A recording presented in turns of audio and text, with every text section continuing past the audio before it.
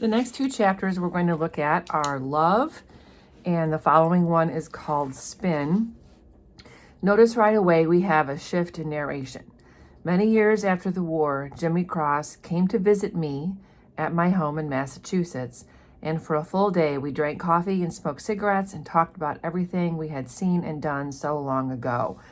So our narrator is Tim O'Brien. That will become really clear the more we read, and I'll point out where we actually have that confirmed for sure.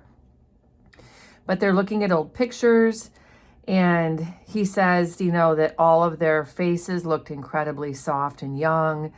At one point, I remember we paused over a snapshot of Ted Lavender, and Jimmy rubbed his eyes and said he would never forgive himself for Lavender's death.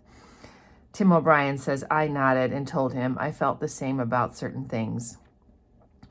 So we decided it was important to forget some of these things. Maybe they should switch from coffee to gin just because they were getting too sad. Switching to gin improved the mood, and much later they were laughing about some of the fun memories. The way Henry Dobbins carried his girlfriend's pantyhose, or, Rat Kiley's comic books, or Kiowa's moccasins. By the evening, or by midnight, I should say, they were pretty drunk. And so he decides maybe this is a good time to ask about Martha. And Jimmy Cross says, oh, you writer types, you've got long memories. And then he smiles and he goes upstairs to Tim O'Brien's guest room and comes back down with a framed picture. It's the picture of Martha playing volleyball. And Tim says, I'm surprised. I thought he'd burned it. And Jimmy says that he did burn it, but after Lavender died, he couldn't handle realizing that he had been thinking about Martha when he should have been paying more attention to the conditions around them. But he says this new picture is one that Martha gave to him herself. So he explains that in 1979, they ran into each other at a college reunion, and he admits that at that time, which was 8 or 9 years later, he still loved her. They spent a lot of their time talking. Martha was a Lutheran missionary, a trained nurse, although nursing wasn't the point, and she had done service in Ethiopia and Guatemala and Mexico. She says she had never married and probably never would. She didn't know why, but as she said this, her eyes seemed to slide sideways, and it occurred to Jimmy Cross that there were things about her he would never know. And I just made a note, of course. Just remember when you're annotating, you're kind of having a conversation with the book. He hardly knew her to begin with. He had a crush on her. They had a few little dates. He went off to the war, and then they never saw each other again. So there are so many things about her he would never know. And he realizes in the way she talks about her life and that she hasn't married and that she doesn't plan to, that there are a lot of things about her that are very much a mystery. He takes her hand, and she doesn't have any pressure in returning it. It's just she keeps her hand limp. And then he admits about the time he had taken her to see Bonnie and Clyde, and he had wanted to take her up to her room or to his room, and try to have sex with her, or at least do something intimate with her. And he says, I came close, but, he didn't. He almost did it, but didn't. And Martha's response here is important. Martha shut her eyes. She crossed her arms at her chest as if suddenly cold, rocking slightly. And then after a time, she looked at him and said she was glad he hadn't tried it. She didn't understand how men could do those things. What things? He asked. And Martha said, oh, the things that men do. And then he nodded. It began to form. Oh, he said, those things, sexual things. At breakfast the next morning, she told him she was sorry. She explained there was nothing she could do about it. So Martha has no sexual interest at all. It's possible she could be asexual. She could be a lesbian. But she also could have experienced sexual trauma. She could have been a victim of abuse. Something could have happened in her life. The way she rocks slightly and crosses her chest makes me think that perhaps she's experienced trauma. We don't really know. But clearly she's different. She's not ever going to want what most people at some point in their life decide they want, which is love in a relationship and a sexual relationship. That's not her at all. And Jimmy shakes his head when he's telling Tim O'Brien the story and says, I love her anyway. For the rest of his visit, I steered the conversation away from Martha. At the end, though, as we were walking out to his car, I told him that I'd like to write a story about some of this. Jimmy thought it over and then gave me a little smile. Why not? He said. Maybe she'll read it and come begging. There's always hope, right? Right. He got into his car and rolled down the window. Make me out to be a good guy, okay? Brave and handsome, all that stuff. Best platoon leader ever. He hesitated for a second. And do me a favor. Don't mention anything about... No, I won't. So clearly our narrator is our author. I put a question mark here. I'm assuming at this point, all we know that he would be ashamed of is the fact that he was obsessed with Martha and that because of it, perhaps Ted Lavender died. It's funny if that's the case because Tim O'Brien says he wouldn't mention it and it's the very first line of the book. It also could be something else. We've only read 2 chapters. There could be many other things that Jimmy Cross is ashamed of and doesn't want people to know. Turning to the next page, we have Spin. So it starts off with the fact that war was not all terrible. Sometimes there were nice memories. He has a memory of Azar. This is a new character, which I did write at the front of my book just to keep track, who sees a little kid who has a plastic leg. So clearly he's been injured, but he's still alive and has, sort of that simple youth happiness about him. He comes over and he asks Azar for a chocolate bar, and Azar gives it to him. And Azar makes a sarcastic comment that, whoever shot him should have taken both legs, which is horrible. So again, another example of just like terrible things that they say, and they don't seem to have they don't care about it. He also remembers Mitchell Sanders using a thumbnail to pry off body lice and then putting all that body lice into an envelope and then addressing the envelope to the Ohio draft board in Ohio and saying free in the upper right-hand corner. So he literally was going to mail those lice back to the draft board. He also says that war was like a ping pong ball, and then he gives an example of what it was like to just do things that sort of seemed normal.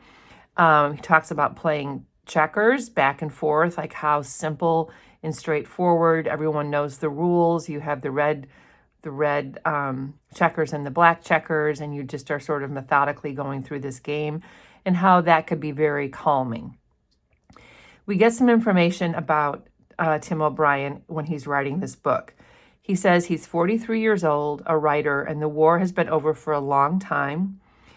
Much of it is hard to remember. I sit at this typewriter and stare through my words and watch Kiowa sinking into the deep muck of a shit field, or Kurt Lemon hanging in pieces from a tree. So I have a question mark here. We don't know what these scenes are. We haven't read about this yet, but we will. I write about these things and remembering it turned it into a kind of rehabbening. So he's reliving as he writes. Kiowa yells at me. Kurt Lemon steps from the shade into the bright sunlight. The bad stuff never stops happening. It lives in its own dimension, replaying itself over and over. But the war wasn't all that way. He says there was the one time Ted Lavender took too many tranquilizers. And he said that the war was a mellow war. We have a nice mellow war. There was also the time that they asked an old papasan to guide us through a minefield out of the Batangan Peninsula. So they asked a local Vietnamese to help them get across this minefield, this old man, and he did. He was incredibly good at it. They got all the way across, and the entire time they were there in the 5 days, nobody got hurt. They all loved that old man.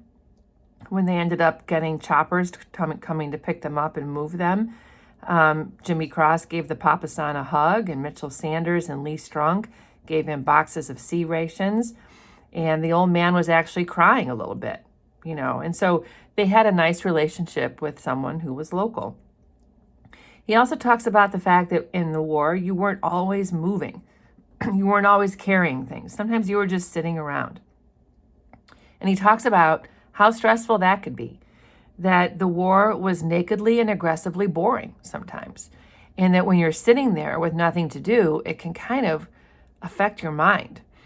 You'd be sitting at the top of a high hill, the flat paddy stretching up below, and the day would be calm and hot and utterly vacant, and you'd feel the boredom dripping inside you like a leaky faucet, except it wasn't water, it was a sort of acid, and with each little droplet, you'd feel the stuff eating away at important organs. So this is a very descriptive simile that shows like how worry can create physical symptoms of stress, an ulcer or, heart issues or high blood pressure. I mean, obviously stress does impact the body. You would try to relax. You'd uncurl your fists and let your thoughts go. You'd think, oh, this isn't so bad. And right then you'd hear gunfire behind you and your nuts would fly up into your throat and you'd be squealing pig squeals, that kind of boredom.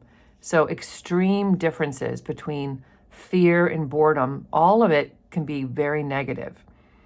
He says he feels guilty sometimes at 43, just writing war stories. His daughter Kathleen, this could be a quiz question, and it's a new character, tells me it's an obsession. And then she says, you should write about a little girl who finds $1 million and buys a pony. And he says that maybe I should forget it, but the thing about remembering is that you don't forget. You take your material where you find it, which is in your life, at the intersection of past and present. So I think this is important. Even fiction writers who aren't writing about an experience they had, because clearly Tim O'Brien is writing about an experience he had, but he's using stories, not actual fact, to write it, which is, I know it's this kind of narration that makes it confusing. But even writers of fiction use their own life. It's how they understand people and characters and what kind of things people would say or feel. It comes from their own lived experiences. And so he's explaining sort of the creative process, and he's explaining how helpful it is for him to write. I have a note here that it's cathartic. The memory traffic feeds into a rotary up on your head where it goes in circles for a while, and then pretty soon imagination flows in and the traffic merges and shoots off down 1,000 different streets. As a writer, all you can do is pick a street and go for the ride, putting things down as they come to you. That's the real obsession, all those stories. So the things he thinks of based on what he experienced. Not bloody stories necessarily, happy too, and even peace stories. Here's an example of a peace story. A guy goes AWOL, shacks up in Da Nang with a Red Cross nurse. The nurse loves him to death. It turns out, though, that he starts to get restless and he wants to get back into the action. Finally, one of his buddies asks what happened with the nurse. Why was he so hot for combat?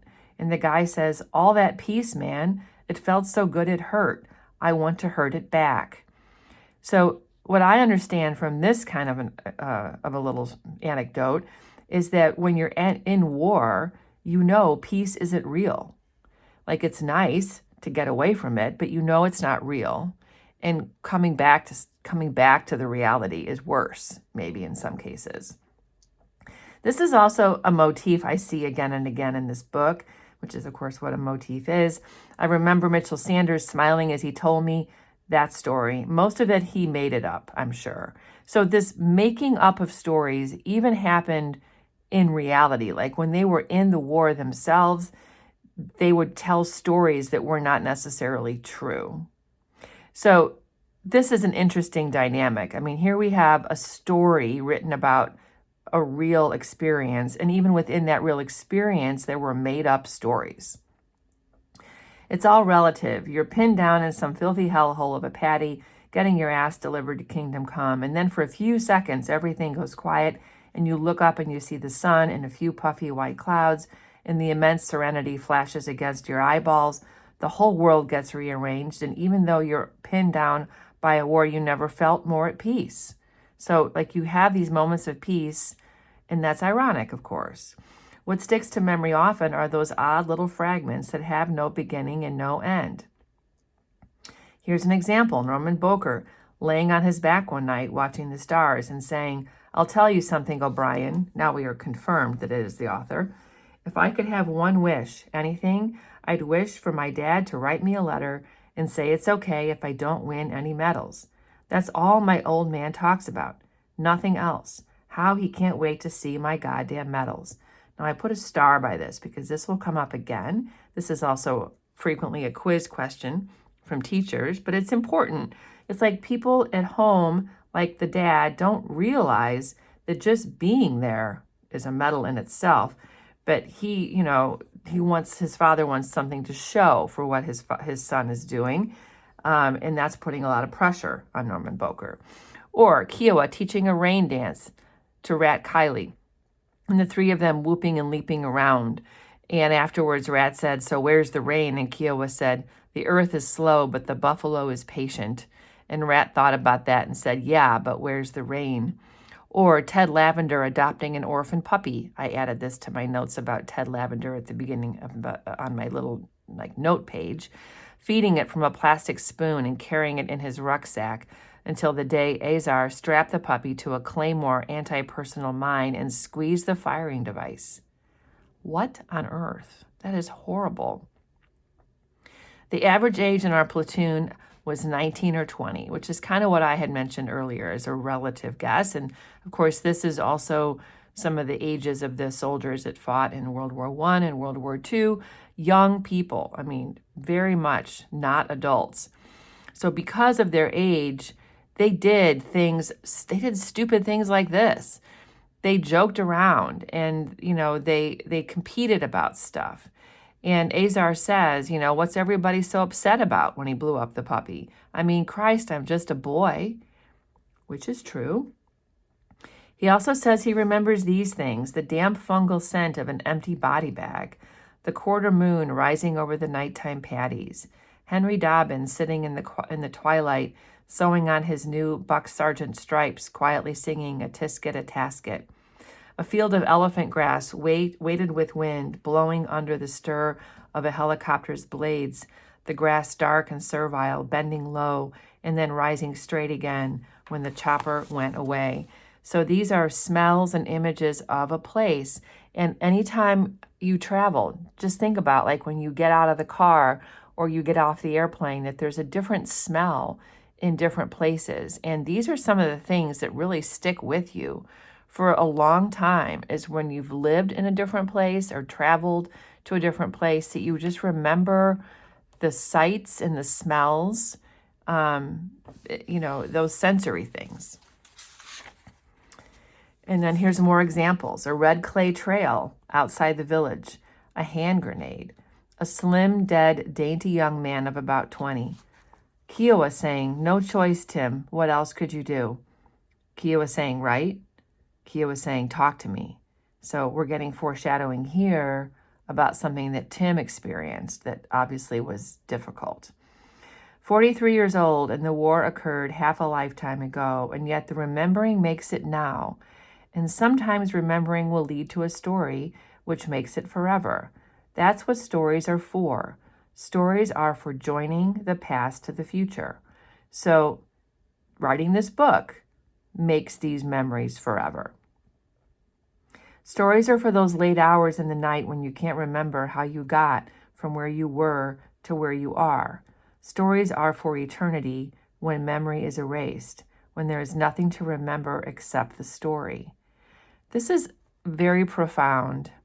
It also reminds me a little bit of Toni Morrison when she, in Beloved, talks about a rememory, just those moments when you encounter something that sparks a recollection of your past. And it's like how these stories sort of help you put those thoughts and memories down so that you can access them again later. I think it's maybe a worthwhile question to ask, what's more real, a memory or a story? A story is more fully developed, but also it's based on memory. We also know that memories do fade over time, or that memories change over time based on other people's memories of the same event, or just your own biases. So this is a really interesting thing to think about. And it's something that will come up again throughout this book.